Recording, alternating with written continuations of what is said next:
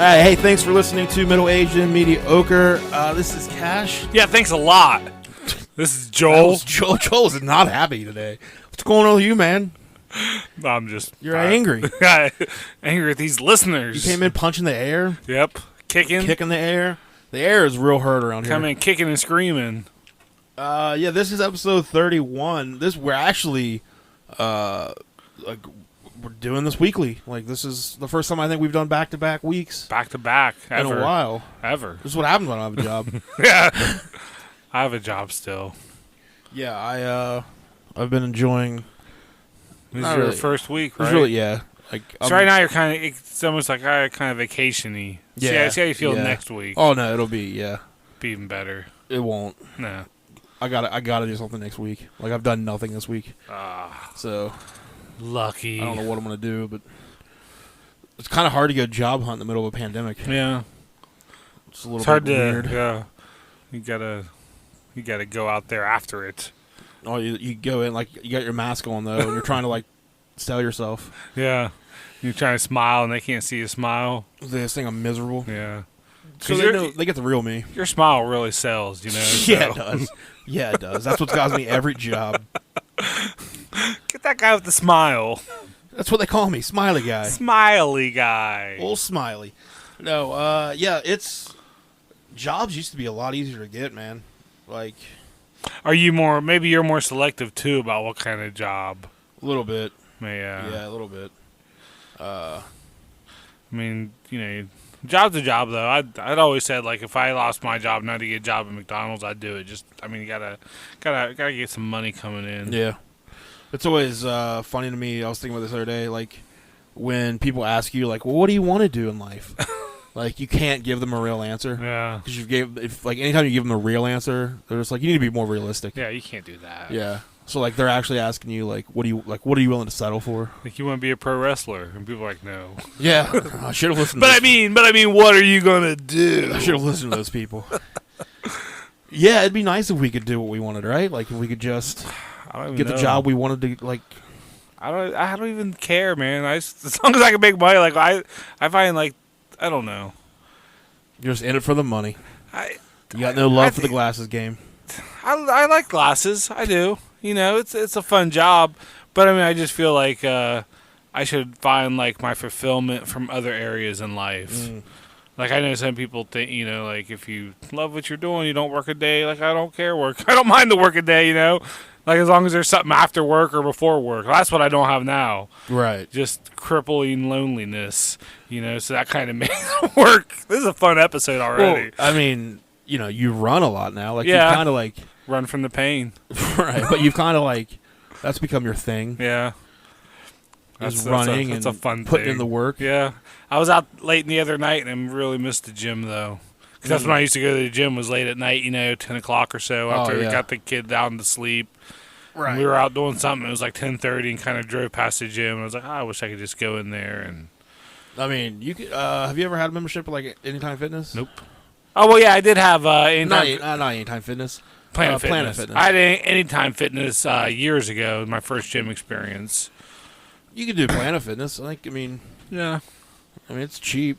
And so I think it's open 24/7. I think it is. It's just a shitty drive. Yeah, I don't want to. Yeah. I just run. Yeah. I don't know how we started. I don't know. Yeah, I don't know. I was just, you know, doing things. You need a job. I'll find something. Yeah. It has been nice. Not. I mean, sure, this pays some of the bills, podcasting. Right.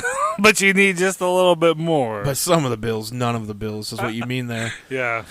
We put money into it. If you want to help us with the podcast, yeah, I mean, really, we do things here for nothing. I mean, relatively nothing. Costs are very low. Like, I mean, I put money into the... Thanks a lot, Anchor FM. Yeah, Anchor FM. Actually, Anchor.fm has helped a lot with that. Yeah, it's a good site. Because if we still had to host it on SoundCloud and stuff, like, I would not really want to do that right now. I wouldn't have to pay the money. No. So, but I mean, I've got money invested in the mics, and that's about it. We put some money into Facebook advertisements and stuff. Yeah.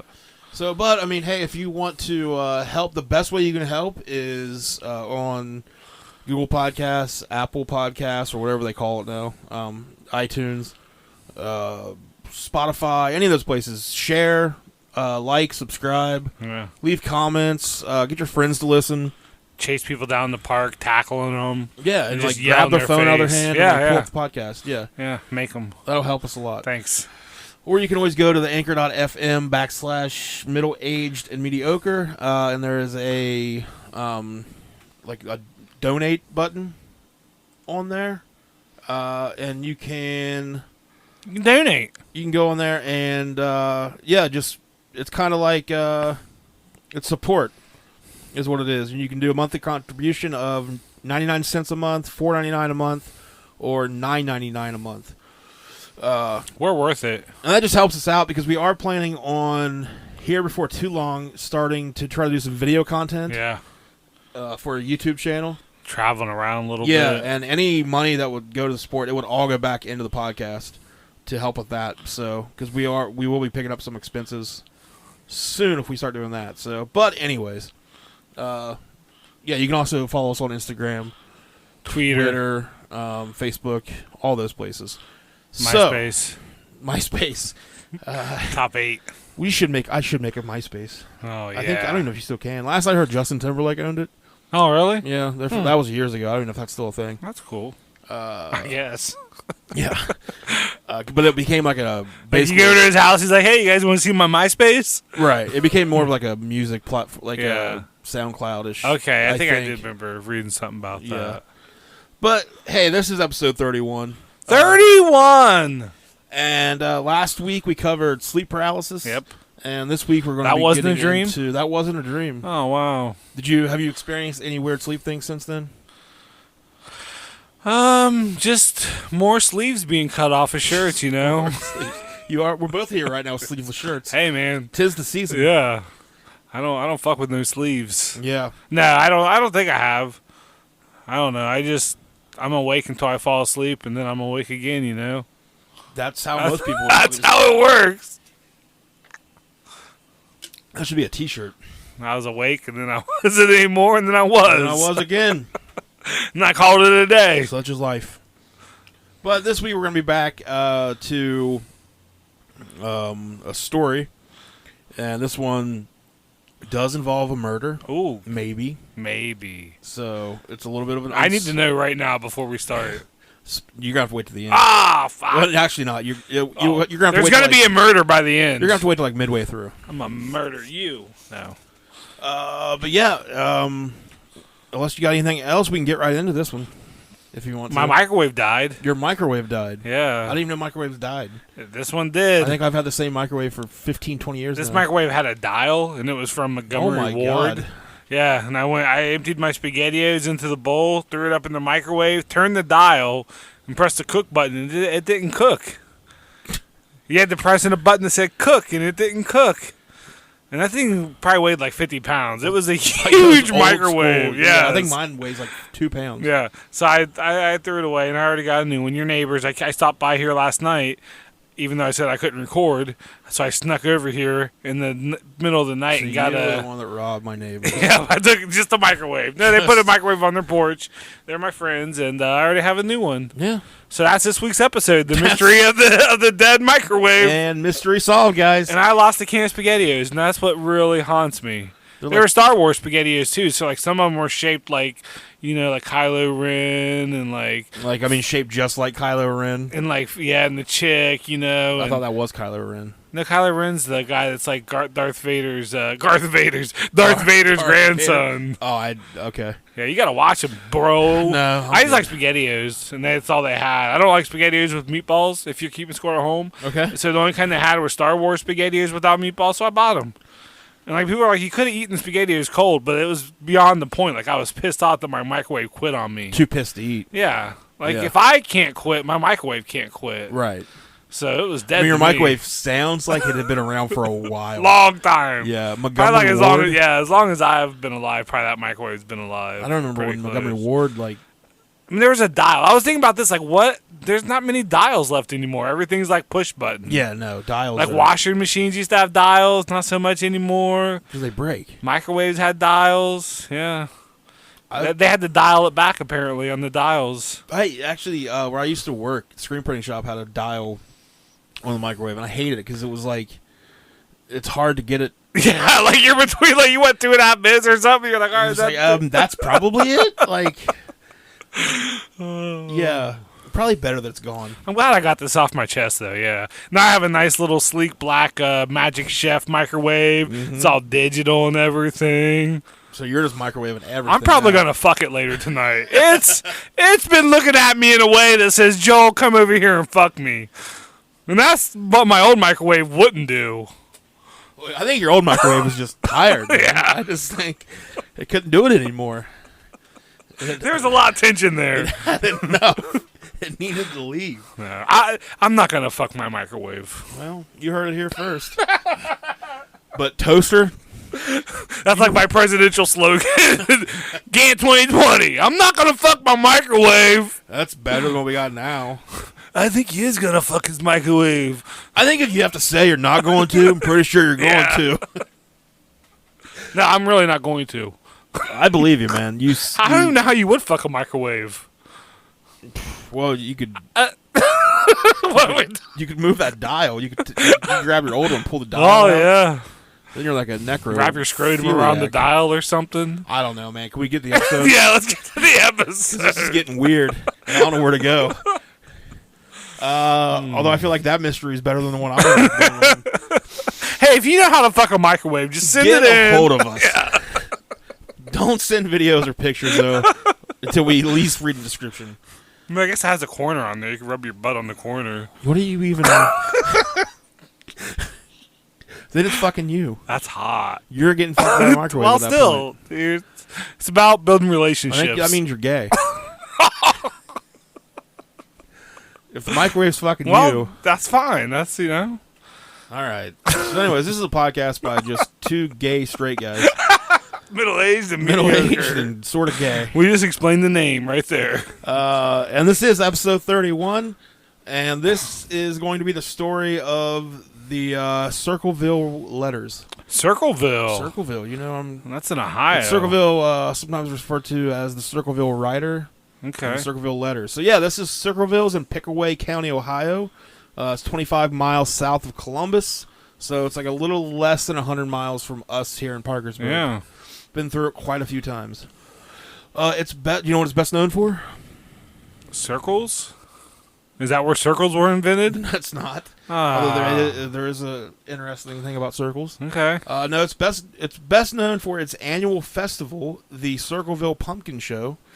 Pumpkins are kind of circular. A little bit globular. Yeah. Globular. Globular. It's been going on since 1903. Wow. And yeah, when Circleville first was established, it was actually laid out in a circle. Okay.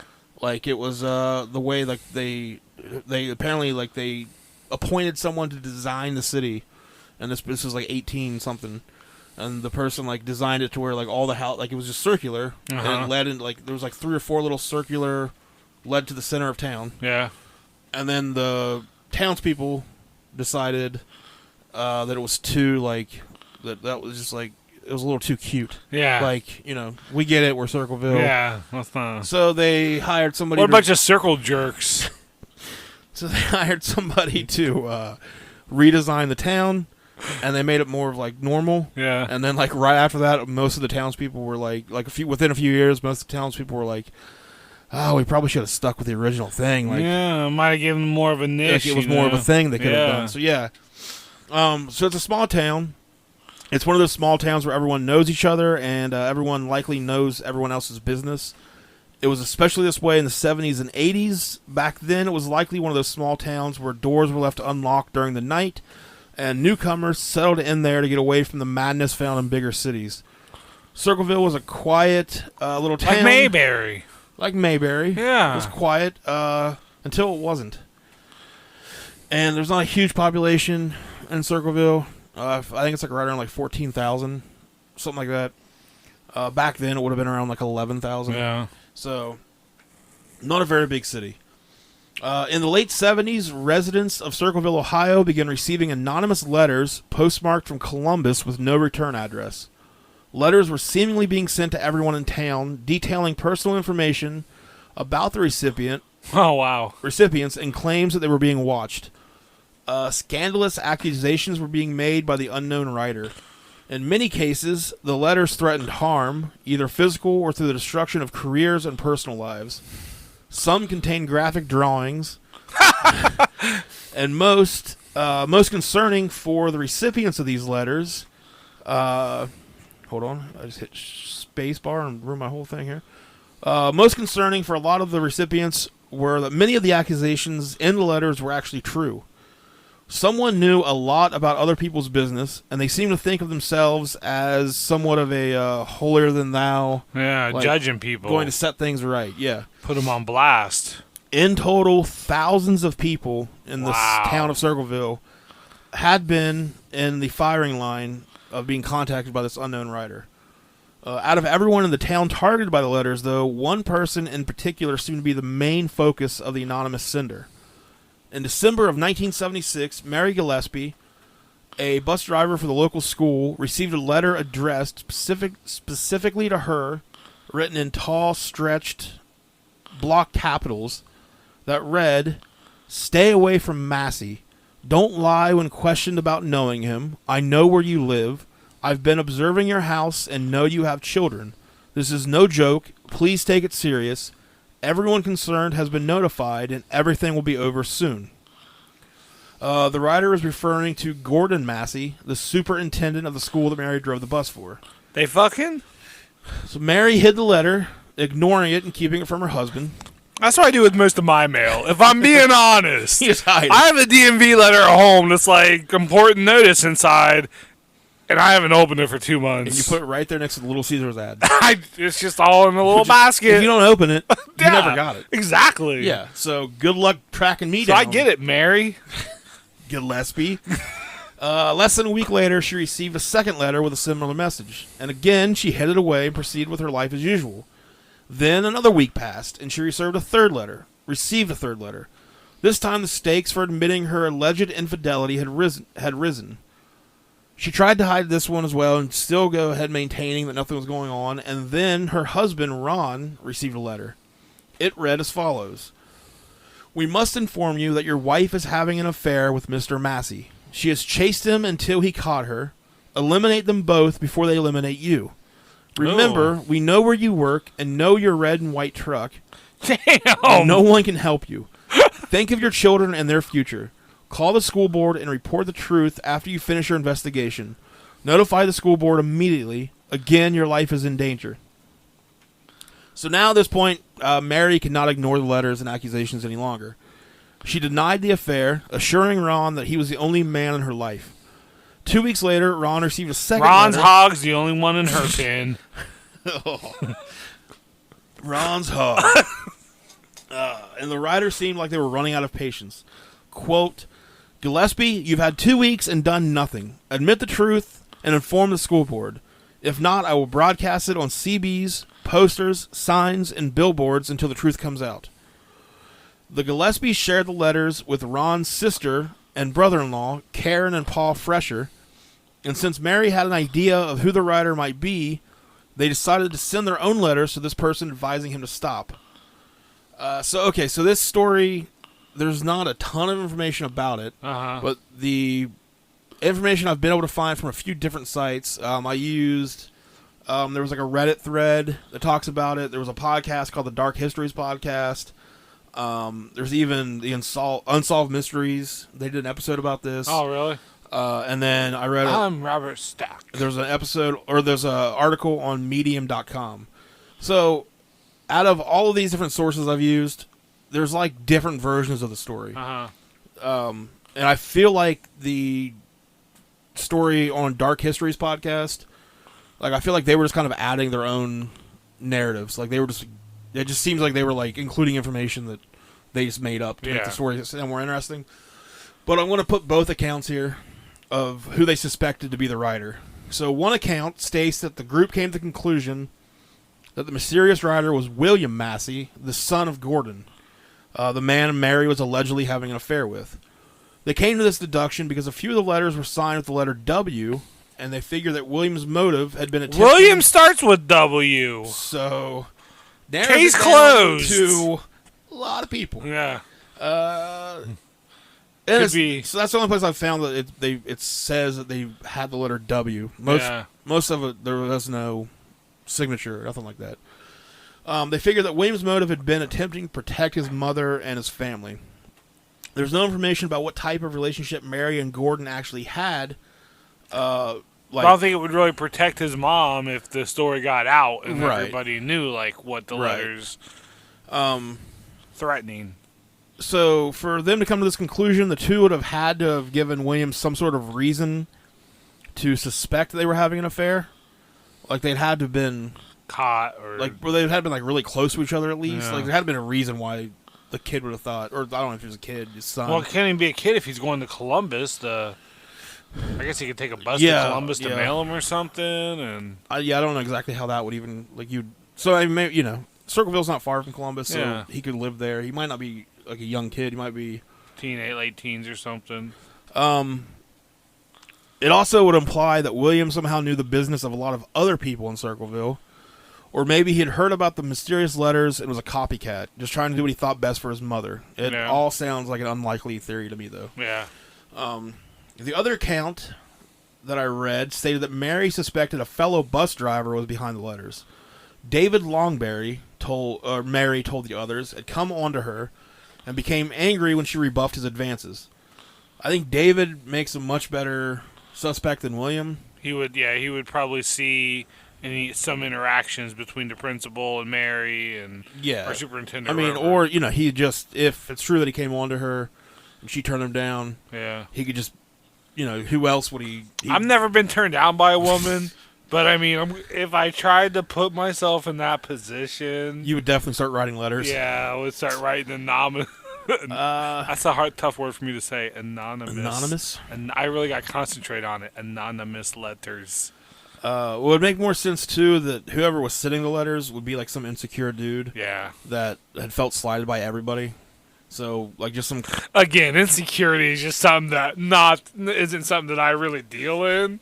You understand it, but you just don't think it's real. I guess. So whatever account is true, if either of those accounts is even true, the group did decide to have Paul Fresher write multiple letters to the suspect, stating that they knew who they were, and insisted that they stop. And just like that, the letter stopped. Wow. They listened. When several weeks passed without any new letters, Ron and Mary, along with Ron's family, breathed a collective sigh of relief. It appeared that they had successfully put the fear of God into Mary's tormentor, and whoever it was had gotten the message loud and clear. And then suddenly, large signs started to appear around town, claiming that Massey and the Gillespie's 12-year-old daughter, so Gordon Massey and the Gillespie's 12-year-old daughter, were involved in a sexual relationship. Jesus! The escalation of the ferocious attacks terrified the family, and soon Ron was getting up extra early in the morning to drive around town and remove the signs before his daughter spotted them on her way to school. So not only that, but in recent weeks, Ron had been receiving continued letters, threatening his life and informing them that his pickup truck was being watched and his movements were followed. Then, on August 19th, 1977, Ron received a phone call while his wife was away on a trip.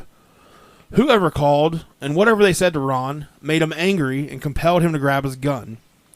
He told his children he was going to confront the letter writer and drove away in his pickup truck.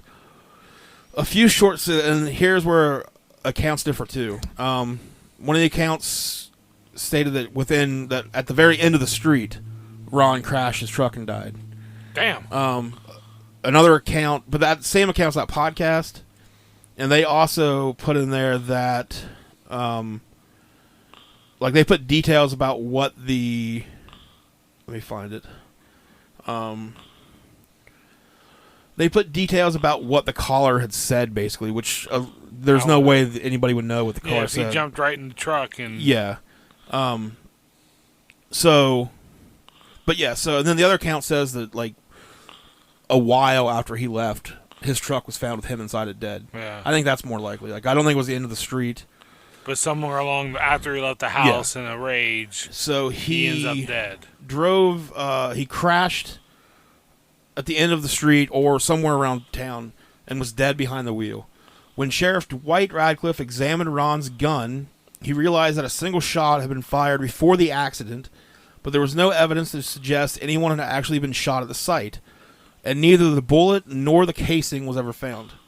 Huh. Blood tests showed Ron's blood alcohol content was .16, twice over the legal limit.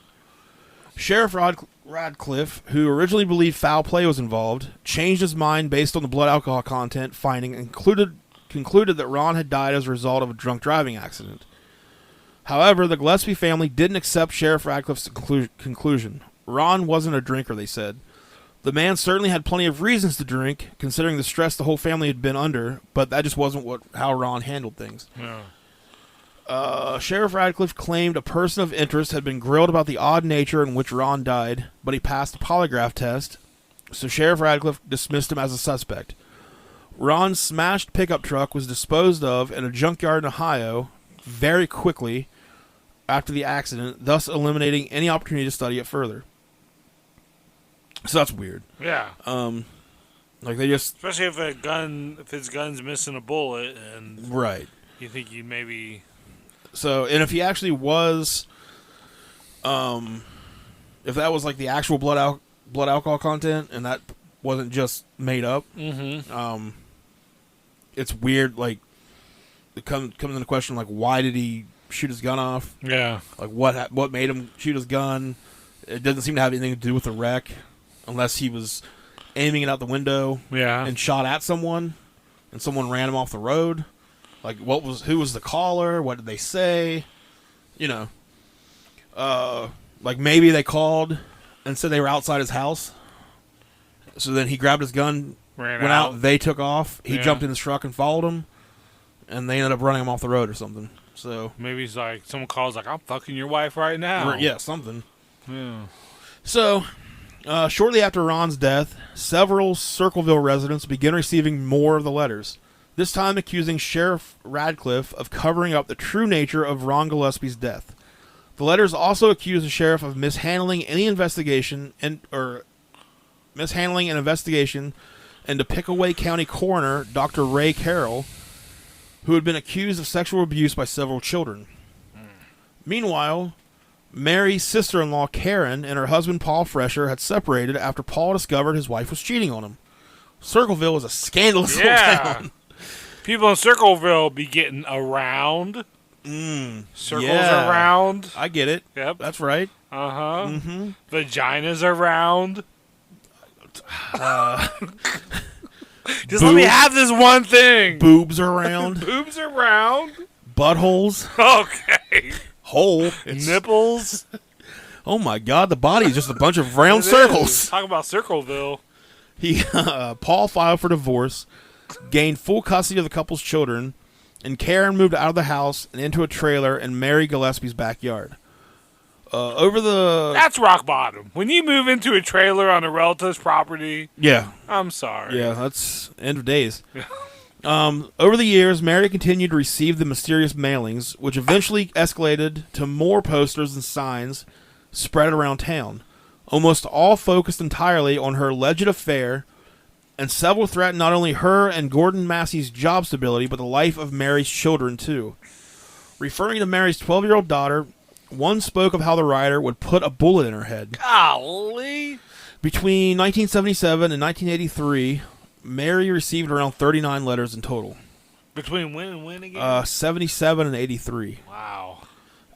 And then apparently, I mean, if you're like the way this is worded, everybody else in town kept getting them too. But then the letters, from what I could tell, the letters turned from being about people like I know what you're doing to basically all the letters were about this affair and like Sheriff Radcliffe and stuff like that. So like it turned from everybody to kind of focusing on certain people. After 6 years of this focused harassment and the death of her husband, Mary Gillespie and Gordon Massey finally came clean about an affair that had been happening between the two, though they stated adamantly that the relationship had begun in 1979 after the letters had made their accusations and after Ron's death. They're trying one of those half-truths. We're like, we're going to talk about it, but we're... Well, like, and who...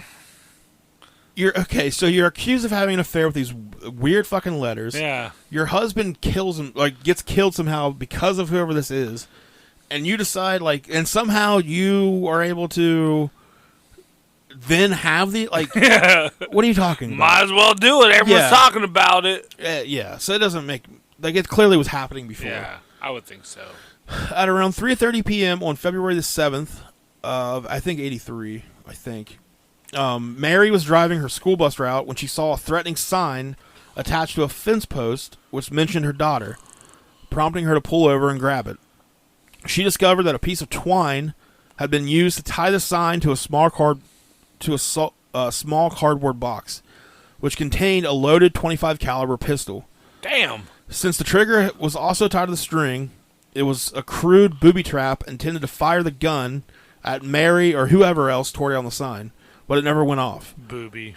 And then I've read that Mary didn't actually tear the sign down. Instead, she just grabbed the entire box that the sign was on and everything and took it home. And once she got it home, she was like opening it, and inside the box were the gun was being held in place by like 2 big styrofoam blocks. Wow. But that if you pulled the sign, it pulled the trigger. However she discovered the gun and everything, she ended up taking it to the police, and they found through the investigation that someone had tried to file off the serial number on the gun, but had done a really shitty job of it.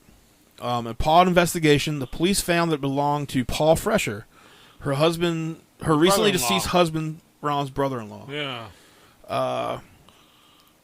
So let me get to... What you trying to hide, Paul? Okay. So while Karen, Paul's ex-wife at this point, who's now living on Mary's property, while she was living there, she shared her suspicions that her ex-husband might have been behind the letters, phone calls, and signs. Mary took this information to Sheriff Radcliffe, who called Paul into the station, where he had him try and copy the handwriting in the letters. Come on. He also had Paul write down words and phrases as he spoke them. Then, Sheriff Radcliffe asked Paul to show him where he normally kept his gun. Once in Paul's garage, Paul showed Sheriff Radcliffe where he normally kept his pistol and explained that it had been stolen once before. The two men then went to the county courthouse, where Paul was arrested and charged with the attempted murder of Mary Gillespie. That really put a kink in their afternoon. It sounded like a pretty good day up till then. Yeah. Hanging out in the garage, a couple guys. Just a couple dudes talking about guns. The breeze, yeah. On October 24th, 1983, Paul Fresher went on trial. While he wasn't charged with writing the letters, they did become crucial pieces of evidence against him. Still, only 39 of the letters were allowed into evidence. A handwriting expert took the stand to tell the jury that the handwriting in the letters matched Paul's. Mary also took the stand and testified that she started to believe the letters were written by Paul after Karen shared her own suspicions with her. Although Paul's boss testified that Paul wasn't at work that day, he still had a solid alibi for most of the day and never took the stand in his own defense.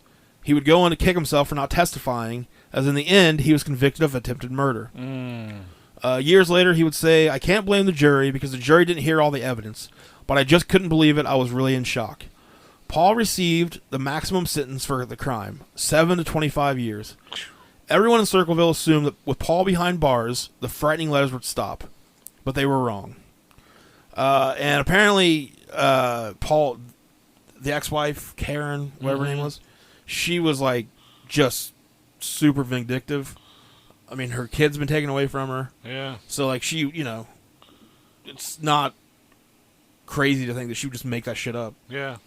And then the way that the handwriting analysis, so apparently the sheriff, he wanted him to try to emulate the writing. He told him, copy this as best you can. Yeah. And then he told him certain things to write down. So it just isn't that's not how you do that. That at the beginning of the episode, you asked what I always wanted to be. Handwriting expert. A handwriting expert? I swear to God, I've always I've seen stories that have that, and I don't know what it is about writing. I'll look at people's writing. It always kind of fascinates me a little bit. Well, apparently, if you can get them to just copy it. Yeah. The loop on your F is a little big. You like to fuck sheep. There you go. That'd be my analysis for everything. But basically Radcliffe thought that the handwriting was close enough to a match. It was English. And then I found it weird, too, that the letters weren't So, like, this whole trial is because of the death threats, the attempted murder.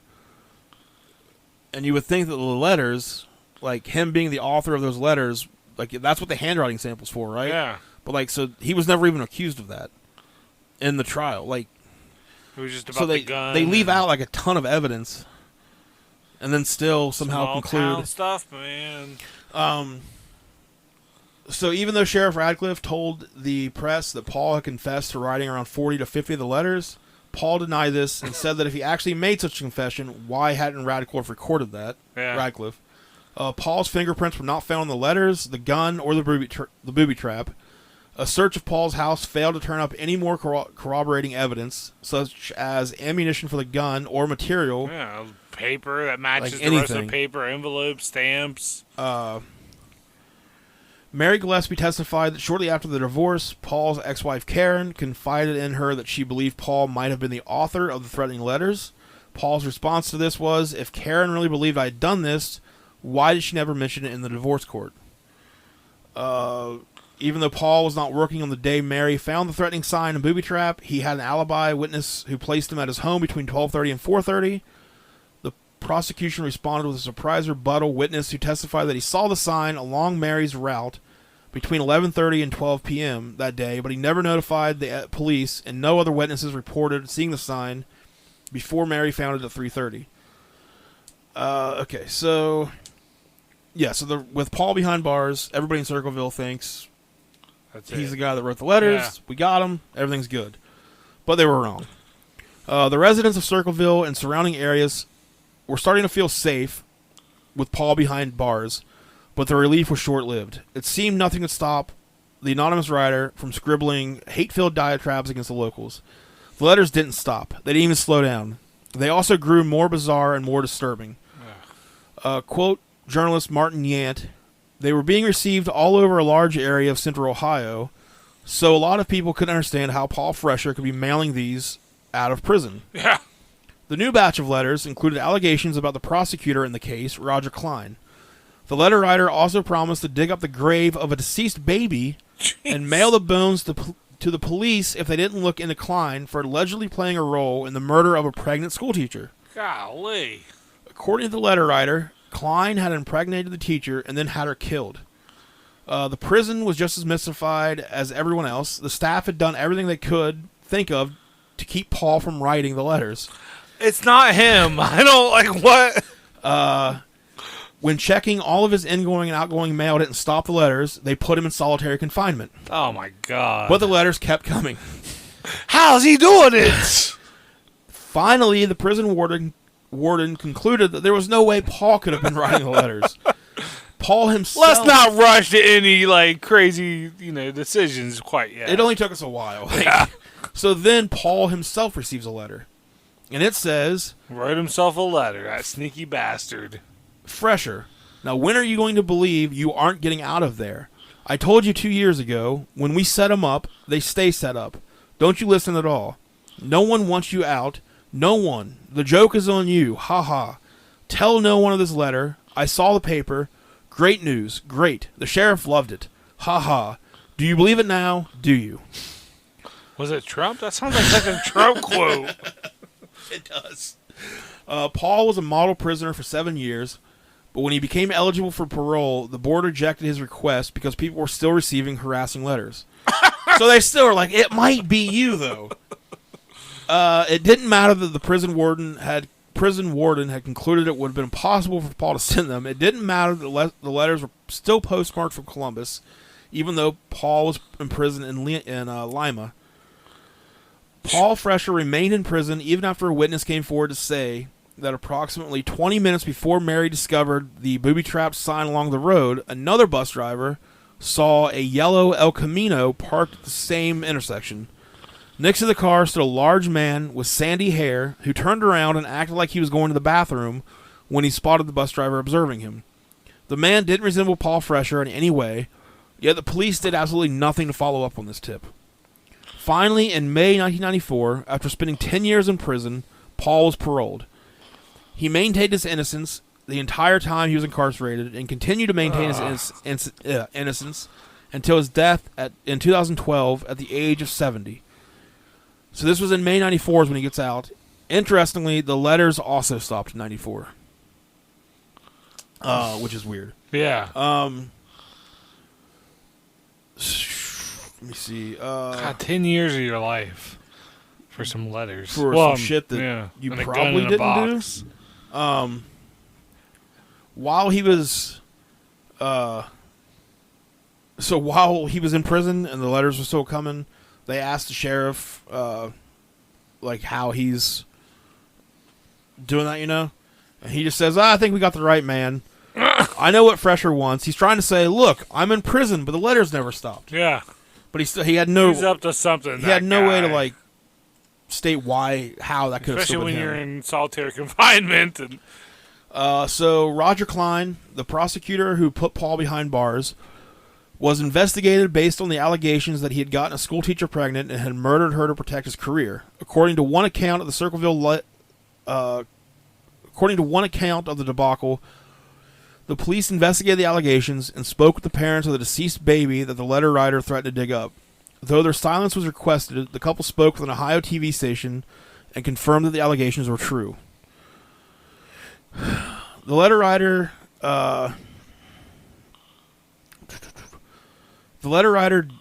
did seem to be correct about Pickaway County Coroner Ray Carroll as well. He had been accused of sexually abusing several children, and the letter writer posited that Sheriff Radcliffe had mishandled the case. In December of 93, Dr. Carroll was charged with 12 counts, 8 of them alleging the doctor of gross immorality, sex crimes, corruption of a minor, pornography, obscenity, and indecent exposure. And then remember David Longberry, the co-worker who came on to Mary? Mm-hmm. The other bus driver. They suspected he might be the Circleville letter writer. In 1999, he forcibly raped an 11-year-old girl. God. And became a fugitive on the run. So basically, Circleville is the worst place. Yes. There for a while, it had the worst. I don't know how it is now, but so let me see. Let me get to the unknown mysteries part here. It's all unknown, right? So, Unsolved Mysteries was filming the story. While they were filming the story, they received a postcard, which apparently was sent from the letter writer. It read, "Forget Circleville, Ohio. Do nothing to hurt Sheriff Radcliffe. If you come to Ohio, you sickos will pay." From the Circleville writer. And isn't Robert Stack dead now? Yes. Holy shit! They went ahead and aired the episode, November 11th, 1994. So the writer went from like trying to get Radcliffe in trouble. He was all over, he or she, or whatever. Yeah. They were all over the place. Now they're like trying to protect Radcliffe. And now So, yeah.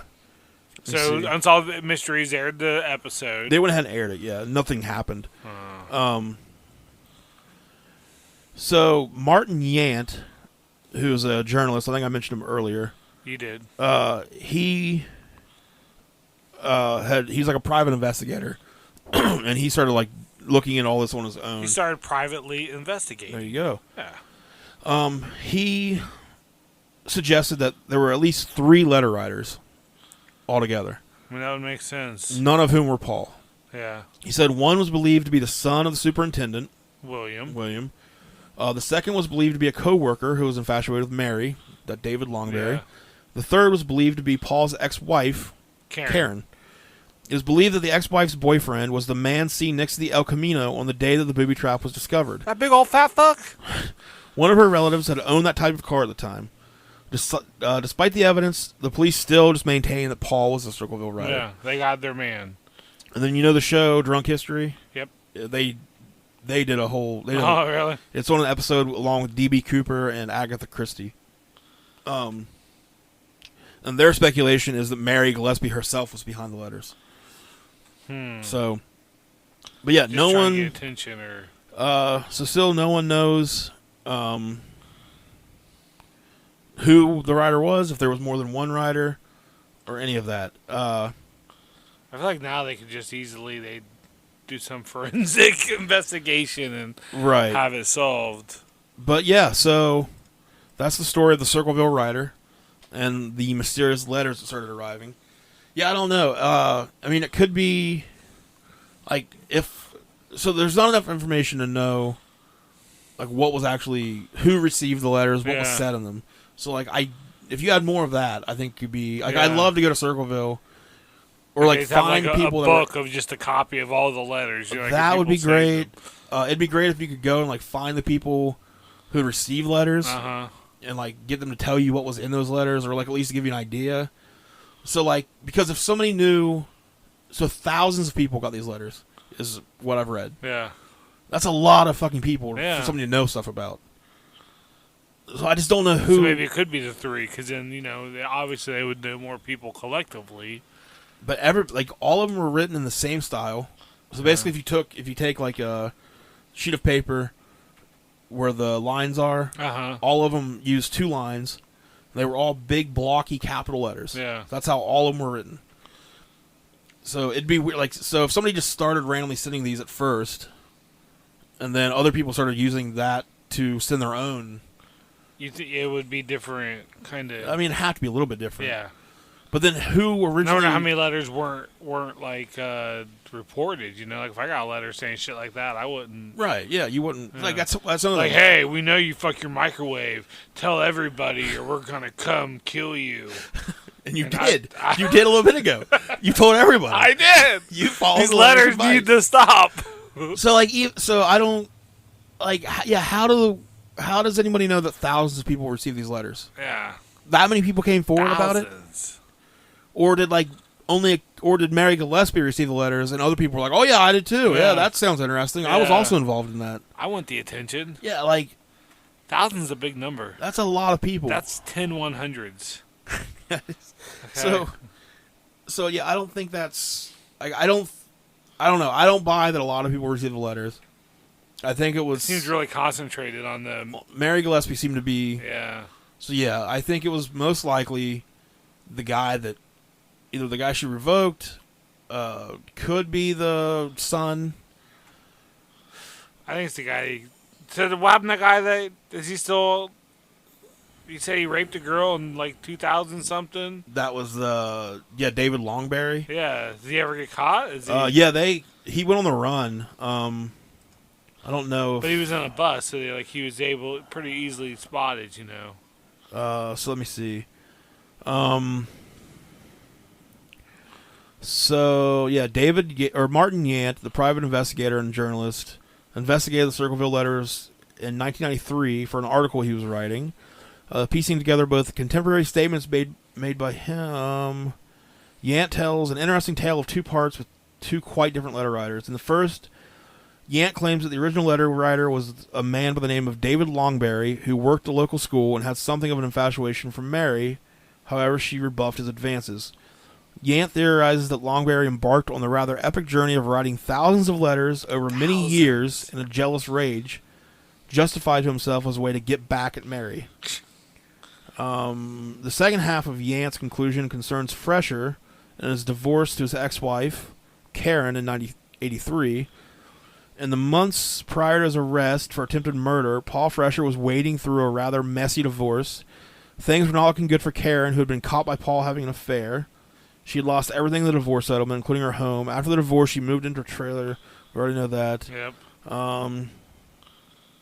Writing to the parole board in 1993 in support of Fresher's release from prison, Yant wrote of Karen, in my 22 years as a journalist and investigator, I don't think I have ever met an individual so consumed with such irrational hatred for another and a willingness to say anything, no matter how provably false, to defame him.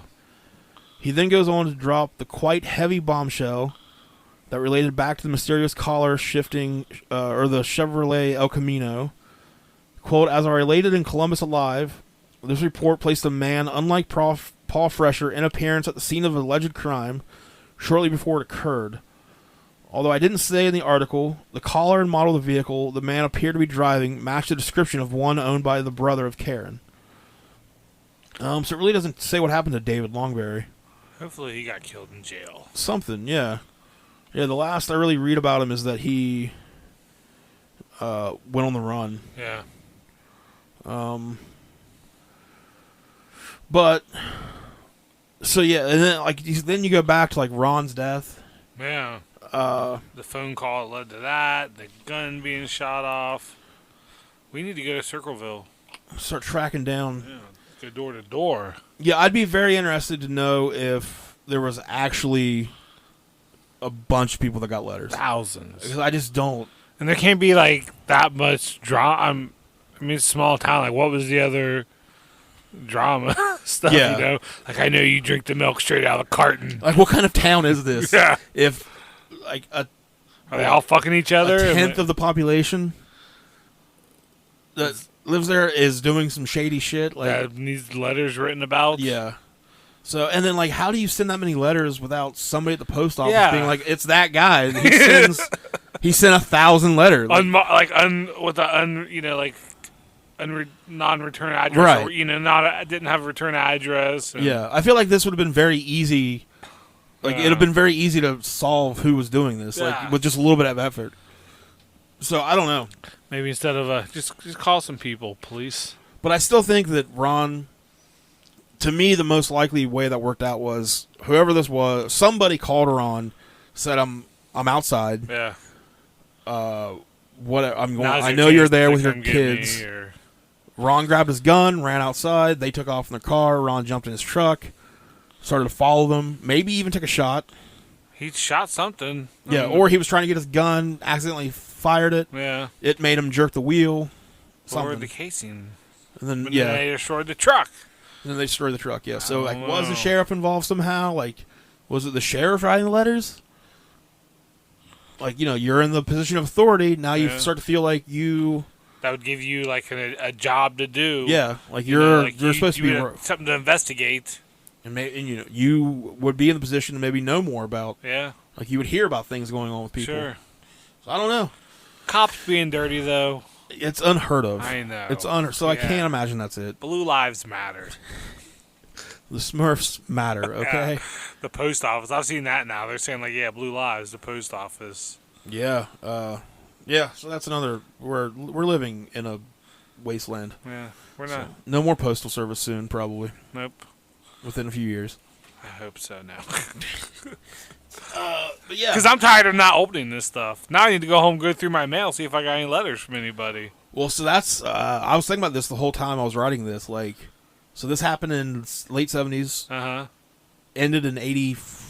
What did I say? 80... Or 94. Yeah. Was when the letter stopped. So that's not long. That's not too long ago. So, hey, if you're listening... And you... You are that person. You are the Circleville writer. Send us a letter. Send us a letter. Send us an email. Yeah. Are they using email now? Is that why no letters are being received? Oh, yeah. Did the letter stop in 94 because email started? AOL, they just got in the chat room and been chatting. Yeah. So, hey, I think our email is like midagedmediocre@gmail.com.